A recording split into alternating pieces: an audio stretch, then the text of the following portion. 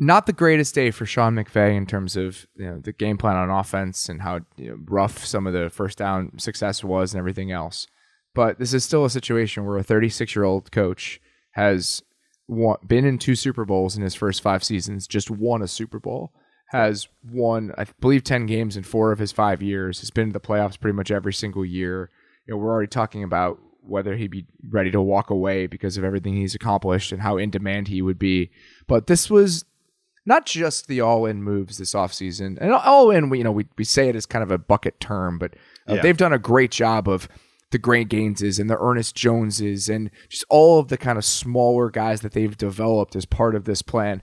Jordan Rodriguez and I, when we talked about it on last week's show, one can't exist without the other. Like if you're going to trade all these first-round picks away, you're going to need to start hitting on these 3rd and 4th round picks and the Jordan Fullers of the world. Obviously, he didn't play today because Eric freaking Weddle started in the Super Bowl after having played a month. Cool to see Eric Weddle get a ring. Cool to see a lot of those guys get a ring. Yeah. But this was the culmination of not just those moves, but I think a culmination of the driving forces that have defined that Rams organization. The idea that you can have all these offensive coaches hired away. Their offensive coordinators getting hired away again.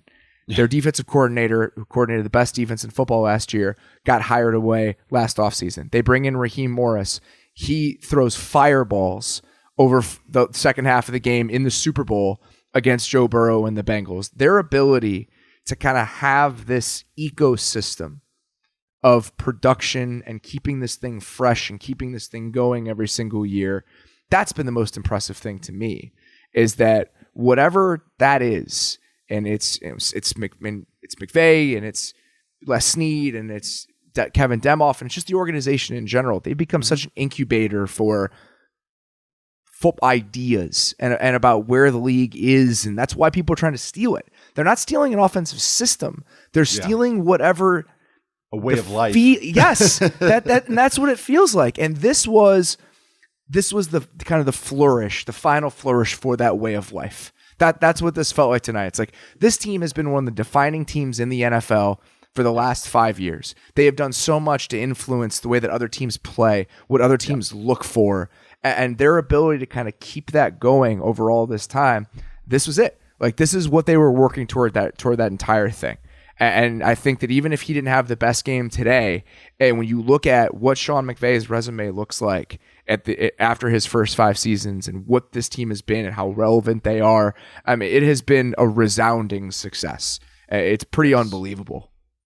And having kind of some foresight on where the league's going and being willing to embrace kind of modern ideas. Like when McVay started out, no starters are playing preseason. They're not playing at all. Oh, not even a quarter? Not even a series? Not at all. Nothing. No, we're not playing any of them.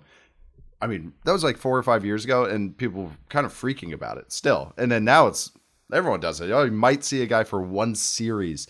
How they practice throughout the season is very notable. Like we said, they don't go to the combine. They don't go to the Senior Bowl. Like all of these things. All of these things that they've done. I mean, I think a lot of teams are going to sit back and be like, all right, how should we be doing this? Yep. And I think that's 100% right. And kind of bringing it all back around. You said like, where the league is going, kind of having that foresight. That Stafford trade to me is one of the most important instances of that foresight, right? When you think about what their season looked like in those first few years under McVay, and when Goff got there, I remember having a conversation with someone in the organization last summer. So not the summer of 2021, the summer of, I guess it went in the summer of 2019 because I didn't go to any training camps in 2020. But the summer of 2019, they were having joint practices with the Raiders. And I was up in Napa for the joint practices. And I was talking to someone. We were talking about, I think, the Goff extension. And how when Sean started working with Jared, he's like, I'd be willing to commit to him. Like, we can win with him. And why wouldn't you after what their offense looked like in 2018? I mean, this was, I talk about this game all the time, but that game against the Vikings on that Thursday night when they just burned the Vikings down.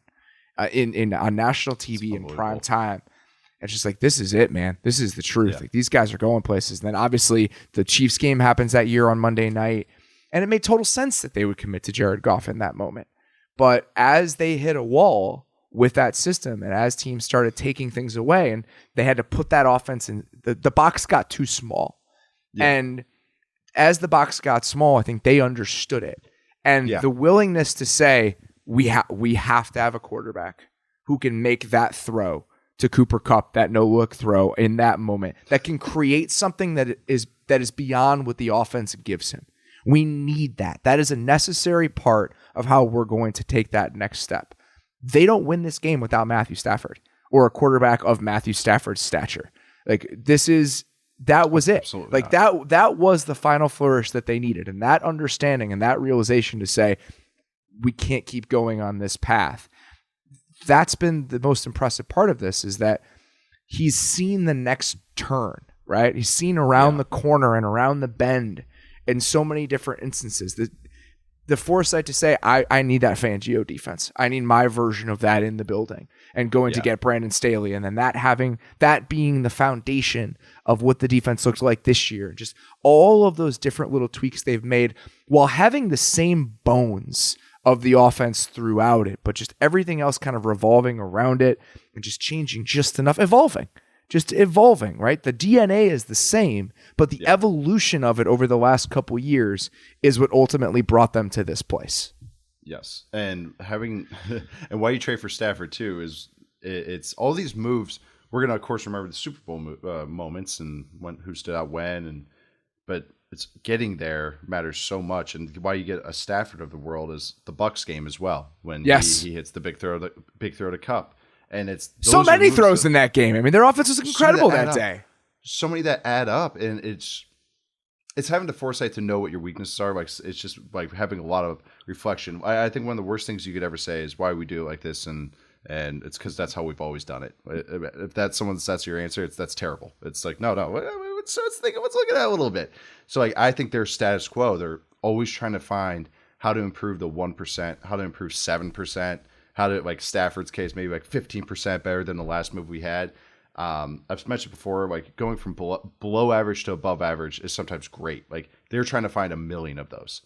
Okay, we're going from poor to below average. Just a couple tiers, it doesn't have to go from below average to excellent, but you could just do a little tier bump, and they just try and find it as an organization. It's you mentioned it. You were saying like the last half decade, the Hall of Fame happening kind of made me think of it. You can't tell the story of the NFL without, these players. That's kind of what the basis of the Hall of Fame is.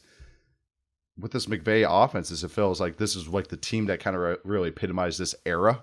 I don't know if that's the best way to put it. Like there's been a lot happening in the last 5 years in football. It's pretty great, but just the player movement stuff that's happening now, just how teams are treating picks, teams are being more analytically driven. Scheme-wise, it's so much more varied, but it's also returning to its roots in a lot of ways. And like McVay and the Rams' evolution has kind of been like the team to like kind of like speak to all of that. Just think about going from Wade Phillips, old defensive coordinator, to and then just also realizing, like you said, I got to change it up and get a new blood in here and something to go for a new idea. The willingness to do that is just so like just having a nice little what's the word 3? Oh God. Okay, 3, 2, 1. Having a nice awareness about it and just like self-awareness about that, which is a nice trait to have. Just think about how many different coaches have been on that staff and what the staff looks like now compared to what it looked like the last time they won the Super Bowl or when McVay got there. I mean, their staff when McVay got there, it's so many different tweaks, and they've still been relevant. And it's because he's been at the center of it. Aaron Donald's been at the center of it. Yep. Cooper Kupp and Robert Woods have been in the center of it. Andrew Whitworth was there. They've had this core of guys, and there's a chance that core of guys changes over the next couple of months. We'll see what happens, and we'll see where things go from there. But for now, in this moment, this was it. This was the final step of this era of Rams football, was to win a Super Bowl, and the Rams are Super Bowl champions.